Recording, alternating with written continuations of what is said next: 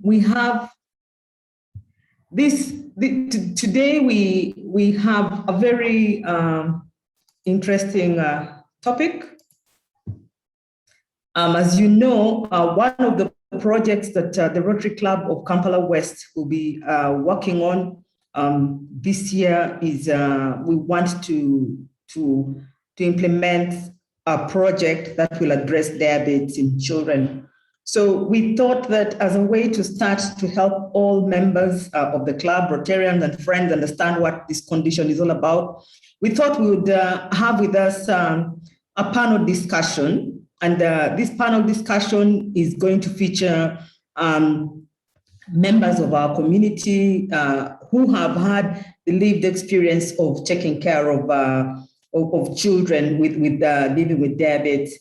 It's going to be very interactive, and this session is going to be moderated by one of us, one of our Rotarians, and that is past President Katie Kabenge. And also, we're also delighted to be joined by friends from the Sonia Nabeta Foundation, who we're hoping will be our strategic partners as we consider working on this noble cause. So I would like to hand over to VP Katie to introduce our panelists and take on the session, and she'll also handle the question and answer session. Over to you, Katie. Okay, thank you very much, President. And thank you for the opportunity to moderate this session. Today we have three very powerful and influential ladies who have been kind enough to share their life stories as they either raise a child who is diabetic or are involved in the treatment and management of children with diabetes. First, I'll introduce Jackie Namara Rukare, who is an independent management consultant with a focus on marketing, communication, and public relations.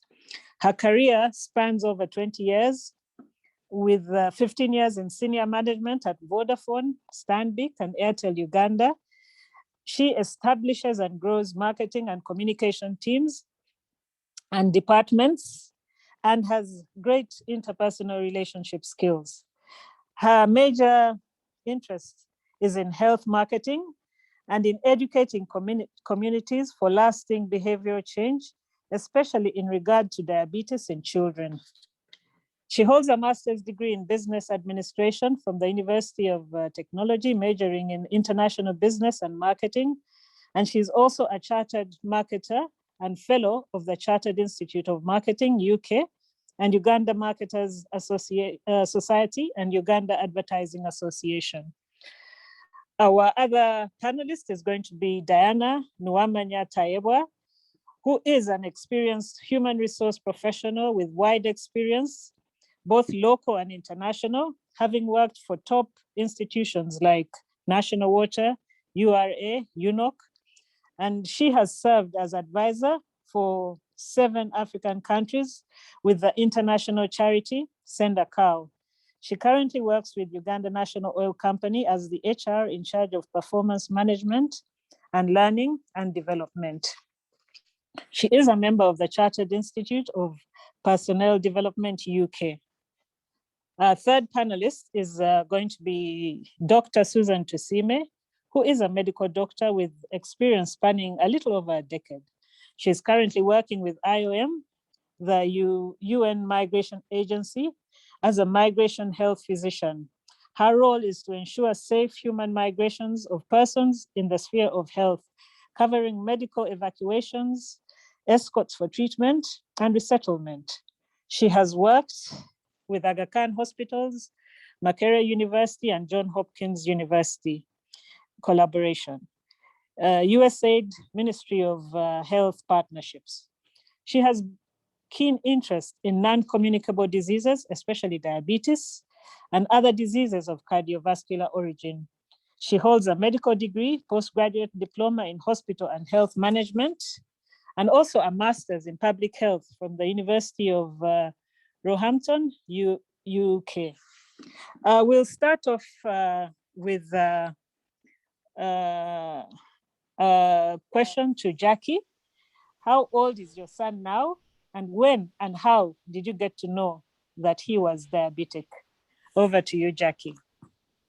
Thank you very much, Rotarian Katie, and good afternoon to the rest of the Rotary Club of Kampala West and your guests and visitors. I am also a Rotarian. I always forget that I need to include that in the profile, but I'm with the Rotary Club of Kitante. So please, if you have time, Thursday, 6 to 7, we are online. Please do join us. Yes, so how did we find out? We found out really by accident, not by design, because he had been acting weird for a couple of, I'd say over a span of 2 weeks. He was not the sort of rambunctious 1.5-year-old toddler that we were used to. And so we went and did a whole range of tests, but for some reason we hadn't done a urine test. So the urine test is what revealed that he had diabetes.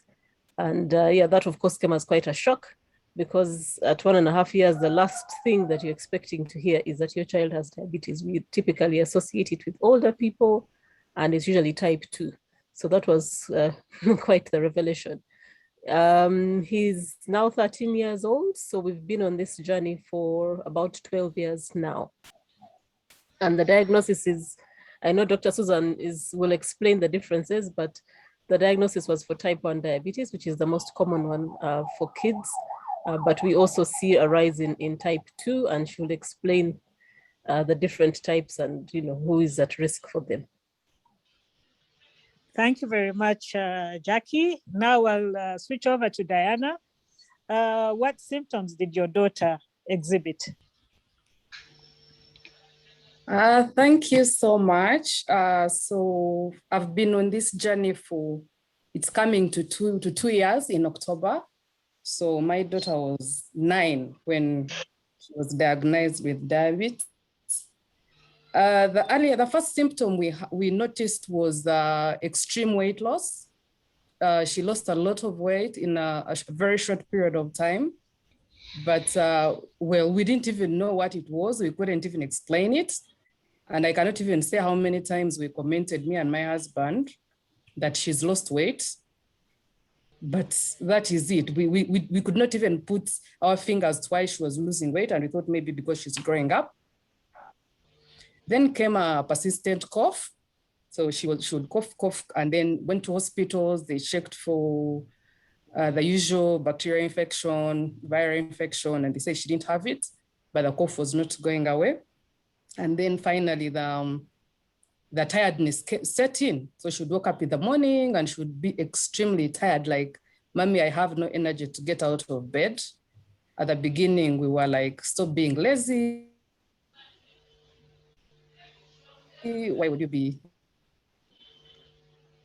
tired this early?" That the school nurse had to call us in and say, "No, something is really wrong with this girl. You need to take her to hospital because she has, for the couple of days, she's weak. She comes to the sick bay and I have to give her glucose." And yeah, so that was our journey. Went to hospital and yeah, they gave us the confirmation that she has type 1 diabetes. And yeah, we started our journey.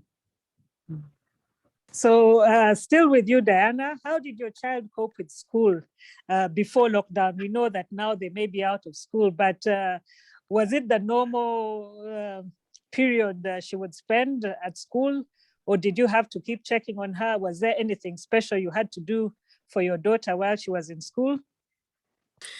Well, of course, after diagnosis, she was out of school for like 2 weeks as we tried to understand even what it meant, to how to deal with it. Good enough, they were on a half-term break at that time. We were lucky that the school has a nurse on site.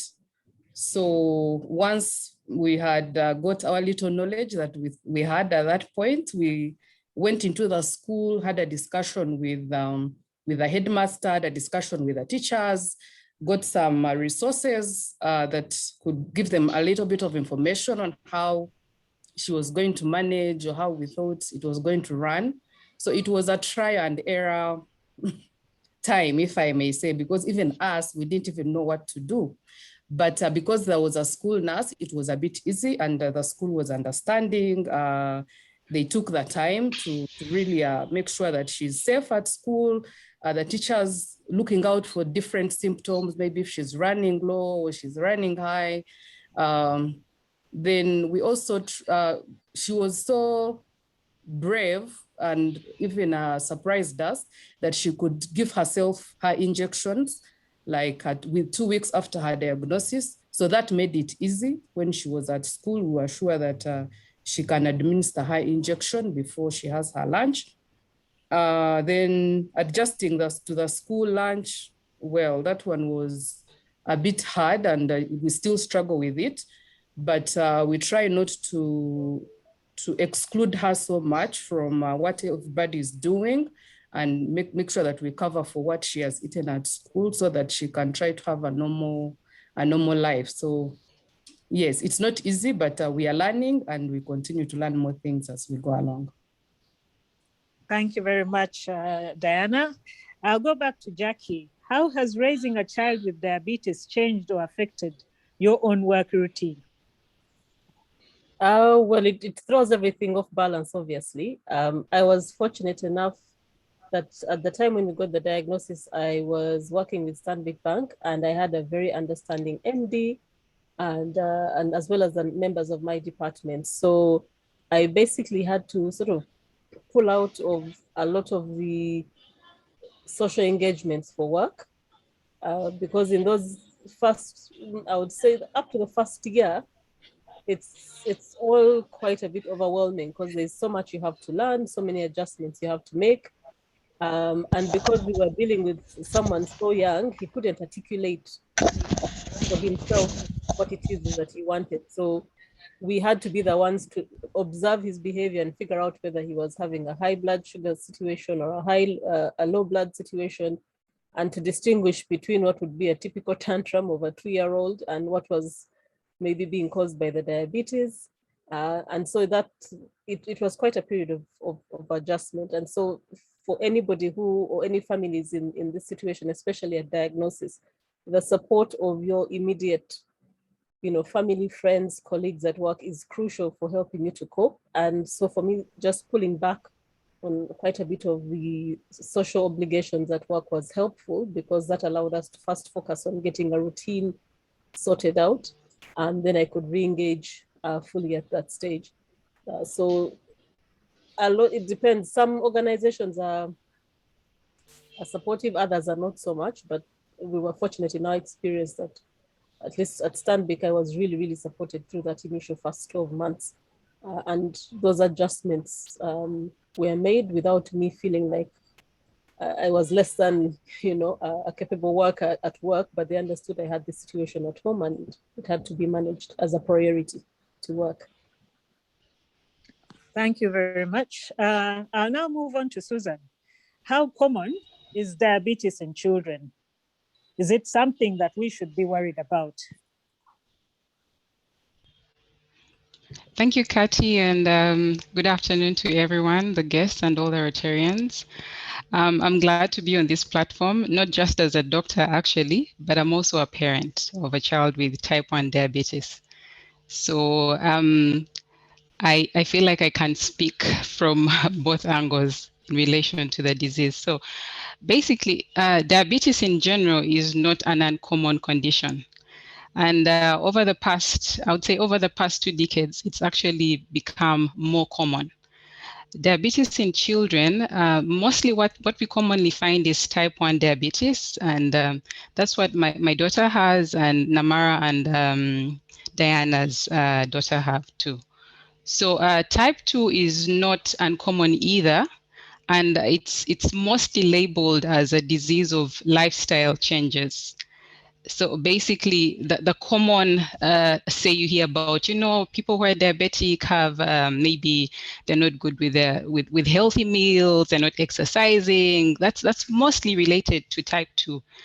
Type 1, on the other hand, really, majority of times, there's no unknown cause. But science, our studies show that it's mostly an autoimmune condition. And what that really means is the body on its own decides to destroy the insulin producing cells. in an organ called the pancreas. It's a small, flimsy organ that's just above the stomach. So the body just goes haywire and destroys these insulin-producing cells. And as a result, the children who have this condition lack that hormone. Insulin is a hormone. So they lack that hormone that is supposed to play a role in glucose uptake into the cells. You know, I don't want this to turn into a medical lecture, so let me let me see how best I can simplify this. So this hormone is supposed to play a role in uptake of glucose into our cells. So when you have type 1 diabetes, either you have very minimal of the hormone or you simply lack it altogether. And so you're not going to uptake that glucose, and it will be freely in the blood and causing all the issues that we get to see in type 1 diabetic children. Looking at Uganda per se, how common is the condition? So I'll say in about 2009, it was a group of doctors and partnerships tried to start out these organized clinics where these children would go for reviews. And at that time, countrywide were about 178 children. And so by 2018, there were about 32 organized clinics that could see these children. And by that time, they're registering about 1,100 children. So either it's because, you know, earlier then maybe some cases were being missed, or some kids were actually dying earlier without proper diagnosis. And as times have changed, we have better diagnostic methods, better ways to identify the disease. And so that's why we're seeing bigger numbers, but also the numbers in themselves have actually grown in relation to the disease. Yes. Okay, yes, we thank you should very much. actually worry. Yes, Okay. yes. So are there any habits or lifestyle issues that may predispose the children to diabetes? Is it what we eat? Is it lack of exercise? These days, children spend most of their time in front of the TVs, and they're not doing as much as what we used to do those days as we were growing up. So is there anything that predisposes these children to diabetes, or is it totally genetic? So if you were looking mostly at type 2 diabetes, yes, with an increase in global childhood obesity, there's also been an increase in type 2 diabetes, and not just in adults, but in children too, because of the things you've mentioned. Yes, sedentary lifestyle, which is really spanning across now, it's going to the children, and then the meals, and most times there's less supervision. Parents are mostly away from home. But also, I mean, genetics actually play a very big role in the two conditions, away from the environment. Now for type 2 diabetes, you have type 1, you have the genetic predisposition that meets this environmental trigger. Say, for example, some acute viral infection happens around that time, and then the body identifies your cells as the virus. So there's that as well, that genetics is always there in the background. But like I said, for many cases, you really cannot tie the cause of the type 1 diabetes to anything for many of the cases that have been seen. Okay, so what are some of the common complications that children who have diabetes present with? Okay, so basically, just to go over the two common types, the type 1 and type 2. Type 2 cases usually take their time to progress. The disease takes its time to progress. You'll start with what we call insulin resistance. Your body is resistant to this insulin. You actually have insulin, but it just is not doing its work. For type 1, they don't have the insulin. So type 1, they progress really fast. And before they get to the complications, they'll have certain presentations that might actually lead you or guide you to know that this child might have type 1 diabetes. Some of those have already been mentioned by my colleagues. And then there's the increased thirst, the increased urination, there's the weight loss, like Diana said, there's the irritability, like Jackie said. The kids are persistently hungry. They want something to eat. Now, the complications will come in if the sugar is not well controlled. And most times it will either affect the large vessels or the smaller vessels. So children might start reporting things like issues with their sensation. So it affects the nerves. And you might get kids with kidney disease because it's affecting the small blood vessels that actually feed the kidneys. And then there's also issues with eyes, which are widespread because it's also affecting the small vessels that supply what we call the retina in the eye. So it can go all the way to complete blindness, cataracts, and all that. The other complications are the persistent infections, the wound that never gets healed, that becomes a chronic wound, the thrush, vaginal infections that just don't get better, pneumonias, all because of the abnormalities in the sugar regulation and the fact that the immunity is suppressed because of the condition. So you're prone to getting all these other diseases. Okay, I request members who have any questions to please put them in the chat room. But in the meantime, I'll ask one more question. Susan, how can I test to confirm that my child is diabetic? Okay. So, of course, if you see the telltale signs, like I have mentioned, things to do with the child is always wanting a drink, is going to the toilet much more frequently, the child is always hungry, unexplained weight loss, then that should start to raise red flags. So you would go to the lab or you'd go see a doctor actually, and then explain what you've seen. And then from there, you'd be sent to the lab. So among some of the tests they will do will be a random blood sugar. They could go ahead and do, if the child hasn't eaten anything by time, they'll do a fasting blood sugar. They would do what we call an HbA1c. And then they can also do a urinalysis. Yeah, I don't want it to turn into a medical story, but yes. So they do a couple of tests. And out of that, they'll be able to see, say for the urine, they'll probably see a lot of glucose spilling into the urine. And then that other test called the HbA1c, that long one, it's supposed to tell you what your sugar control has been like in the past 3 months. So it shows you long term. A fasting blood sugar is also good because the normal for people without diabetes, your body is supposed to suck up every amount of sugar that gets into your blood right into the cells. Your sugar should not stay high persistently for 8 hours or plus. But for these children, you'll find that even a fasting blood sugar will still be high. And that shows you that they're having problems with metabolizing or breaking down or utilizing that glucose. Okay. Don't see any questions yet in the chat. I request people to put questions there. But we have occasions maybe where we have children's friends coming over for a sleepover. What emergencies may arise when this child sleeps over that should get me scared that this is actually a red flag and I need to rush this child to hospital? Okay, yeah, those are actually real life challenges. Jackie, Diana, you want to take on that, or I can?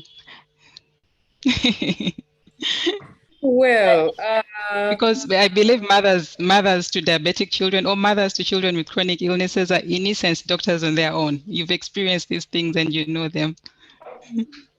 true. I guess Susan can go first. Yeah. Okay. Okay, so like I told you, I have a 9-year-old with diabetes. She was diagnosed 2 years ago. I thank God that we haven't had an emergency for now.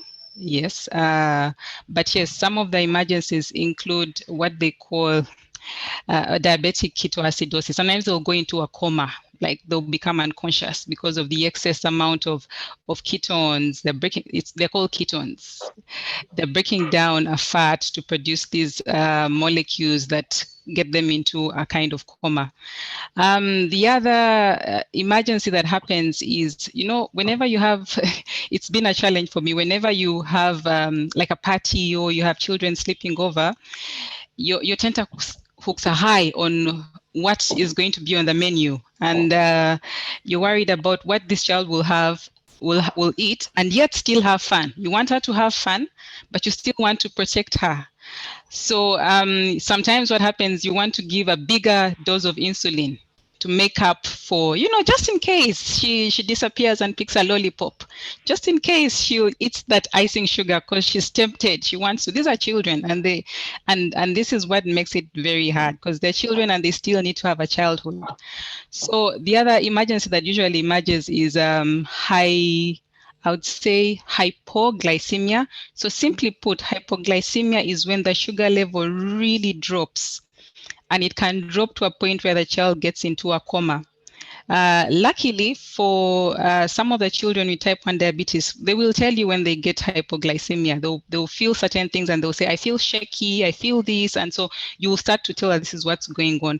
But if you don't get that opportunity for the child to explain this to you, and they go into a complete hypo and get into a coma, now you're now torn between, is it the sugar is too high, hyperglycemia, or the sugar is too low?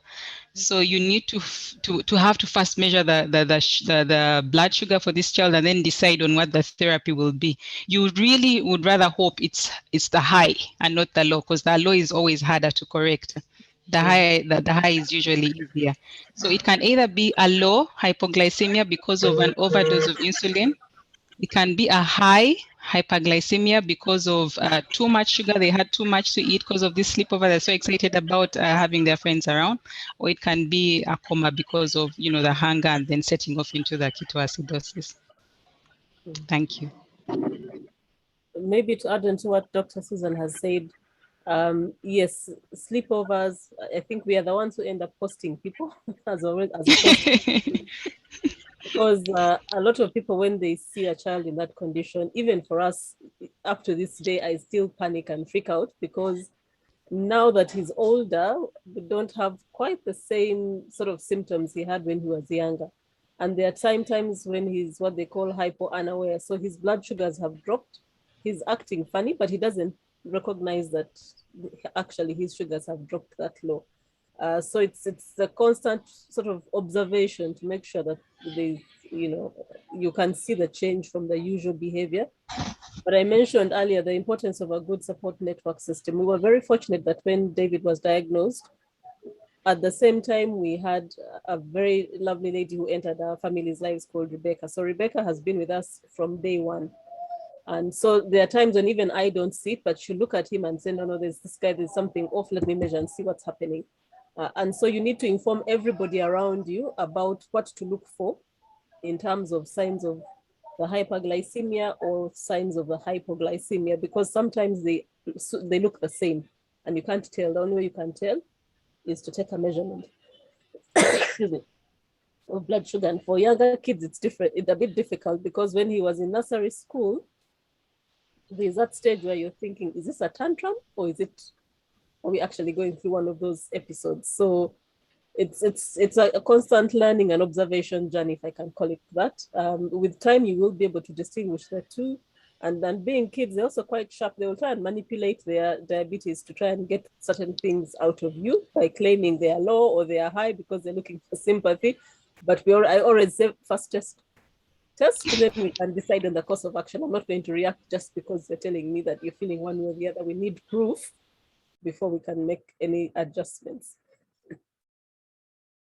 Okay, there's a question. I'll read the question which has come in. Can diabetes in children be completely treated, or is it a situation that has to be managed for life? Maybe Susan, you can answer that.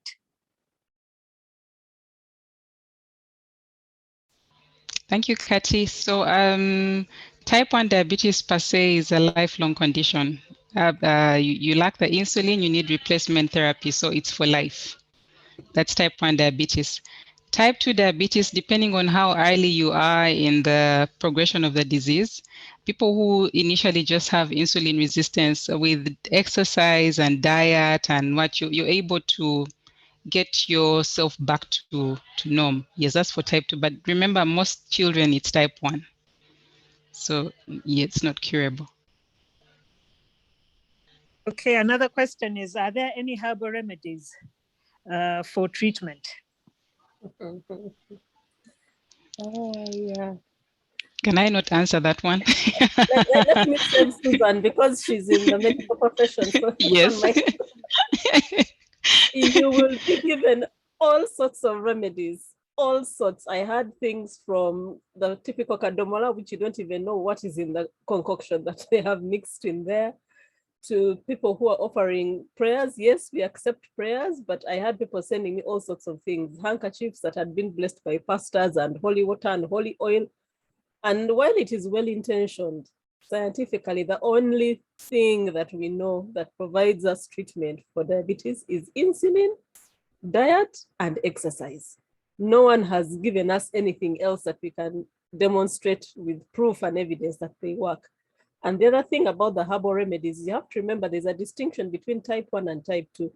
If you're on type 2 and maybe there's something in that herbal remedy that helps to improve your insulin, working in the body, or helps to kickstart your pancreas, you still need to seek medical advice. Don't just drink anything for the sake of drinking because you had so and so took that remedy and they got better or cured.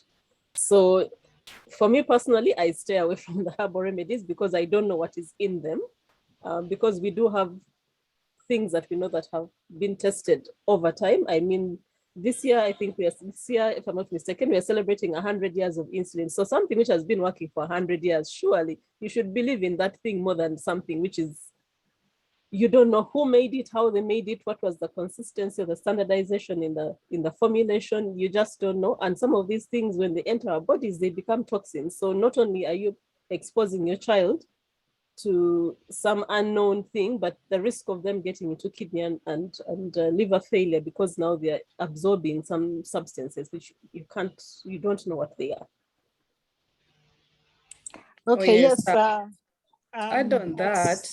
Okay, sorry, go ahead. I would think it's you cannot stop people from doing herbal, and when you get this condition, that's the first thing that everyone tells you. They'll tell you there's so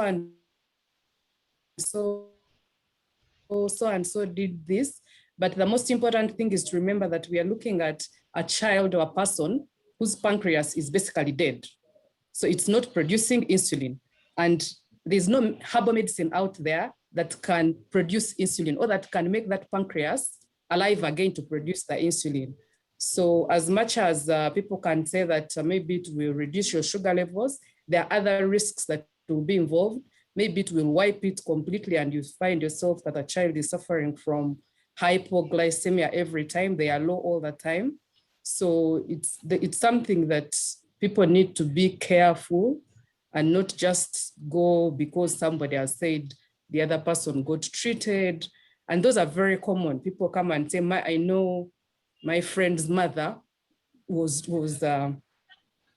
cured by this, but as the doctor has already indicated, type 1 is not curable at the moment. So it's all about learning how to manage and deal with it. Okay, there's another one also tantamount to herbal, but someone says they have heard that guava leaves, when boiled and taken, helps in the regulation of sugar. So anybody who can answer that?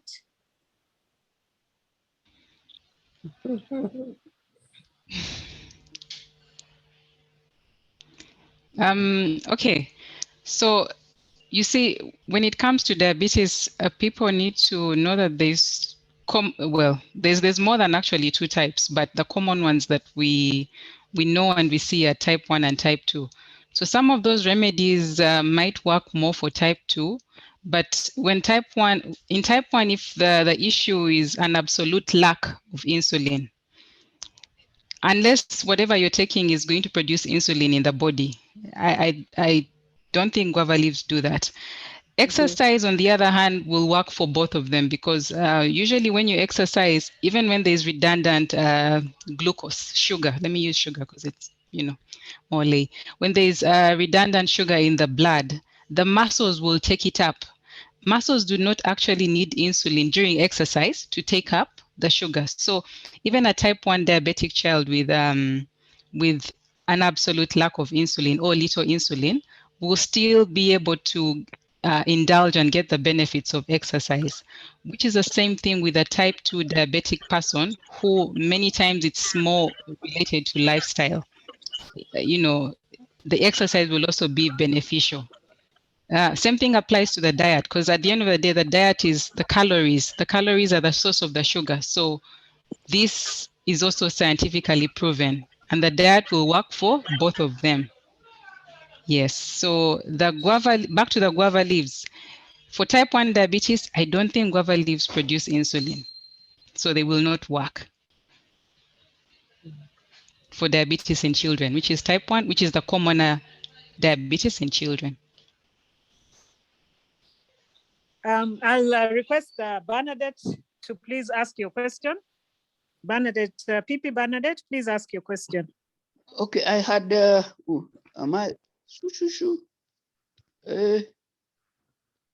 I may not be on. Have you unmuted me? We can hear you. We can hear you, Bernadette. Please go ahead.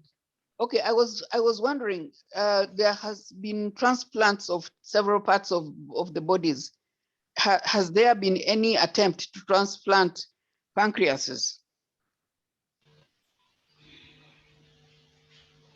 I think this is to doctor.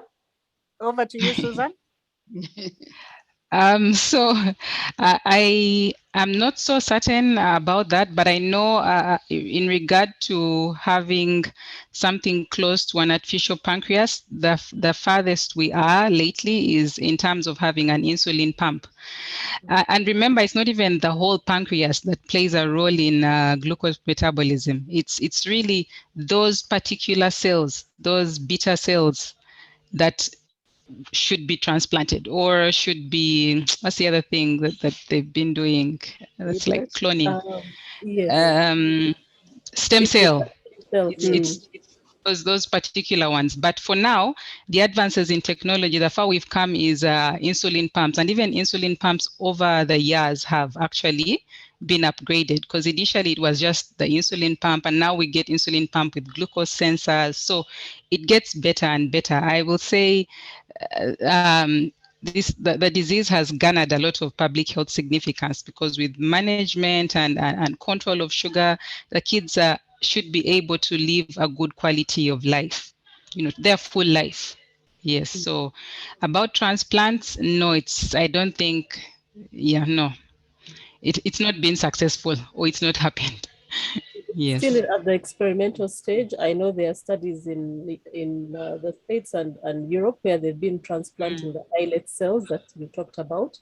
But it's still at that stage. They haven't yet, there is no approval from a medical body that sort of supports this at the public level. It's still very much in what you'd call clinical trials stages. So at the moment, no. So we have the simulation of an artificial pancreas, like Doctor has said, which is a combination of a glucose monitoring system that is connected to an insulin pump. So it basically acts like the pancreas would, except that all these gadgets are outside your body and are just taking regular measurements of your blood sugar and releasing the required amount of insulin based on the measurements.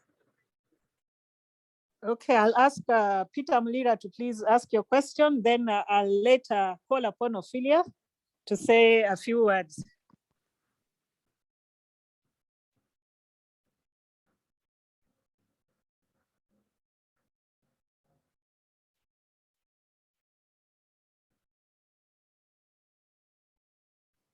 Peter Mulira, please unmute yourself.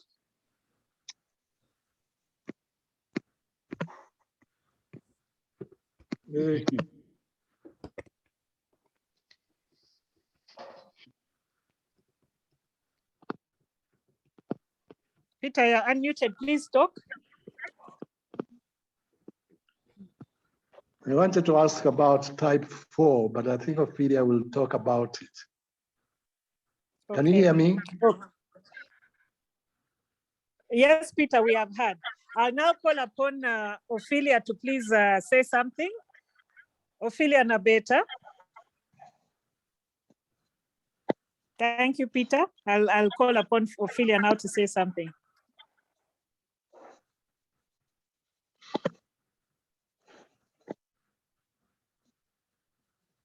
Is she there? Hello, everybody. Can you? Yes, please go ahead. Can you hear me now? Yes, please go ahead.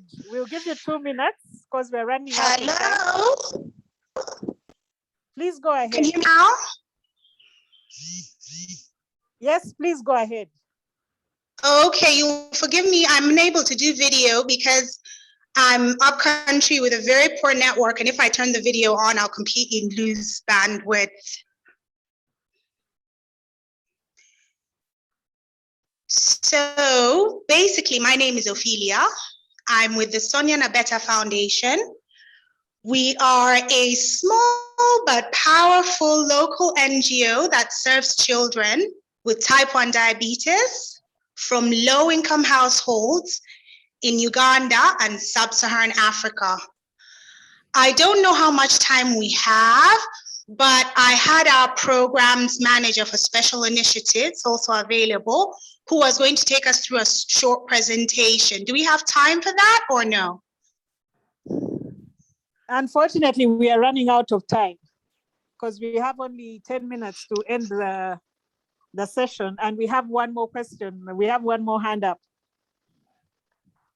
Okay, well, real quick, really what we do is provide education, empower, motivate, and inspire children with type 1 diabetes, who we call warriors. We work with caregivers, we work with healthcare workers, and we work with the community. The most important thing being education, because we've realized that without education, you can't understand this condition that you have. Without education, you can't understand your insulin dose. Without education, you can't speak competently with your healthcare worker to communicate what you're going through and what kind of help you need. So we focus on education, empowering, motivation, and inspiring to help our warriors lead long, gainful, and productive lives. If you can allow me, we will send the presentation through to all the people so that you can understand a little more of what we do, why we do it, where we do it, and how we do it. Thank you. Thank you very much. I'll now have the last question from Beatrice Tinker. Please go ahead, unmute. Thank you so much, Doctor, and the other panelists. I have one question. My mother at 62 years of age was recently diagnosed with diabetes, and she really has been living a very healthy life of exercise, eating healthy. And when the doctor told us that she has diabetes, we were all very, very extremely shocked, because we were of the view that how could she have got it in the first place, considering her very healthy lifestyle. So my question is that what could happen to a person who really is living healthy, eating healthy, and really doing everything, get such ailments? What could have happened to her to be able to get it, considering her very healthy and healthy lifestyle? Thank you so much.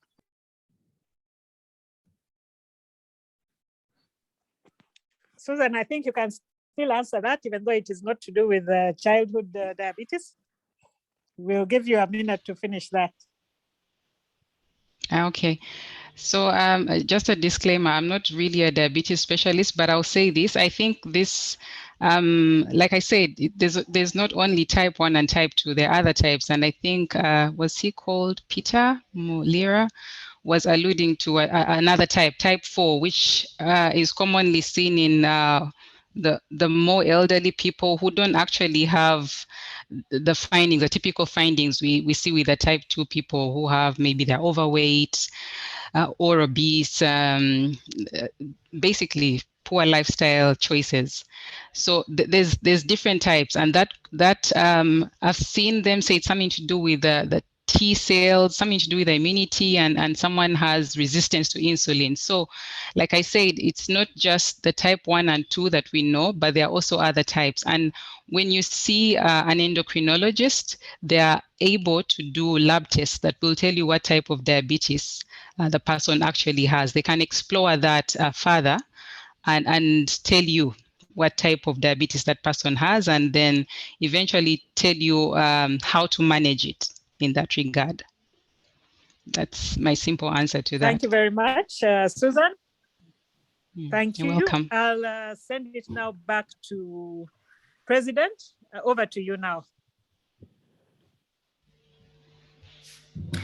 Thank you very much. Our three panelists, Jackie, Susan, and Diana, really very touching experiences and insights. And I think you've left us with a big challenge, great lessons. And as you know, I think on the most part, I think you can really realize that there's a lot we do not know about diabetes in children and even as adults. So we're very grateful that you've been able to share your experiences, especially as parents and for Susan, really as a technical person in the medical field. We really, really would like to thank you very much. I'd like to invite PP Geoffrey to give a vote of thanks on behalf of the club. Thank you, President Susan. And a very big thank you to our guests, Rotarian Jackie, Diana, and Dr. Susan, for giving us this talk about diabetes in children, and our very able Kate, who moderated it. I think you should join a medical talk show, Dr. Kate. Really, this has been, to me, and I believe many of us, very inspiring testimonies, because many times you hear about this kind of challenge and people get broken. But for me, what seems to be coming out is that they are success stories even after diagnosis. And it is simply amazing what medicine is able to do to keep these young children, alive all this time and living a near normal life as possible. So for me, I think for Rotarian Jackie, Madam Diana, and Dr. Susan, I think you have nothing less than miracle children. So we thank God for their lives and for that testimony. It is very inspiring. I hope President Susan, perhaps in a small token, we can give all these children a band of Rotary Kampala West, so that they can keep it and know that we stand with them, we pray with them, and we wish them all the best. Thank you very much for this talk. And we believe that if you're not Rotarians, please join. Thank you. Thank you very much, Geoffrey. Indeed, we will work on arranging a token for each of those children. Really, the testimonies are very, very powerful. As we come to the end of the fellowship, we will have a roll call of the clubs that have attended with us today. But I would like allow me also recognize the Changemaker presidents that have joined us, all the clubs that have attended, all our guests, the Rotaractors, and we have a guest who has tuned in all the way from Northern Virginia.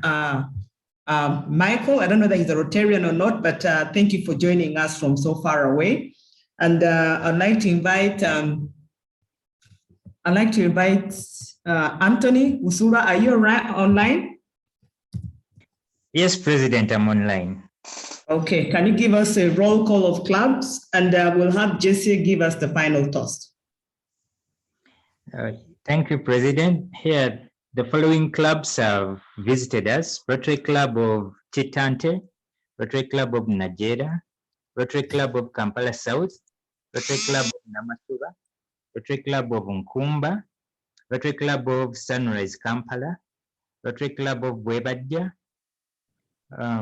a guest from North Virginia, USA, Rotary Club of Machindye, Rotary Club of Kampala Springs, and Rotary Club of Nansana. Please, if you've not had your Rotary Club being mentioned, you didn't indicate it. It's Chanja.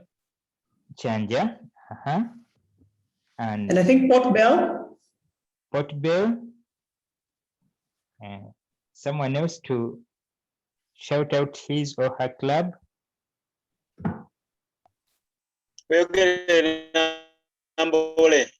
Yes, we're getting a Nambole. Thank you for coming. We've had the Rotary Club of Kampala West too. Thank you for coming. Please come again. And Rotary Club of Sunrise Kampala, yes, I've mentioned it. Thank you for coming. Yep. Thank you. Thank you. And Jesse, give us the final toast.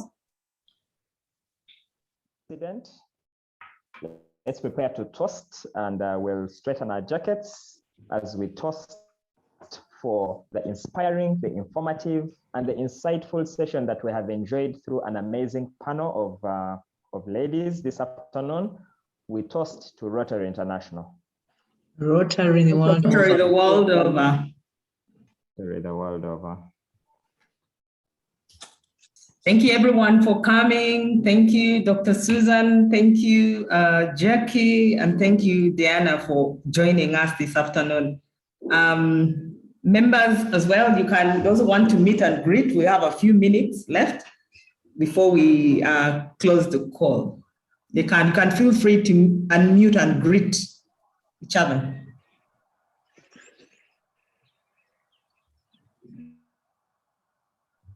Peter Mulera, you came finally. I also wanted to say, Peter, welcome. Peter nice came, he's late because he delivered Noah's shirt, Noah's cancer run shirt. Hi, Jackie. We used to meet at All Saints. Hi, how are you? Noah, how are you doing? I don't know. I'm here to find out. Noah, you still remember Jackie? Of course, I can't forget a beautiful, nice-looking, humble, faithful young lady. She used to come to All Saints with her mother when I'd just come back. When you had just come back, we are from your village. Yes. Yeah. Madam President. Yes, Madam Peter. President, I was kept late by a man with a beard, white beard, and that's why I came in late to join the fellowship. That man is called Nyanzi. Peter Mulira, I warned you. You should have hung around here and then would have done it. Maybe he feared that your phone wouldn't work and he would still miss. No, he thought my phone was too small for him. He doesn't know phones will do these things. But he wasn't going to enter the phone, was he? That's what he thought. You know, Peter bought a big screen for Zoom. Oh, we should ask him to carry the screen in his car next time when he comes to visit you. Don't forget. Ophelia, where are you? Are you in Lyra?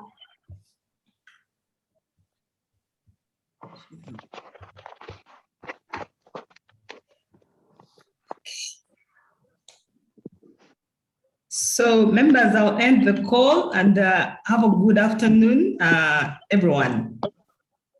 Good afternoon, Madam President Susan. Enjoy your lunch when it comes. Some of us are already at it. Send me Bon appetit. without a mice. So I am eating pumpkin. No, I'm coming to your place for lunch. Oh, are you sure? Do you eat mice? We shall go and look for food.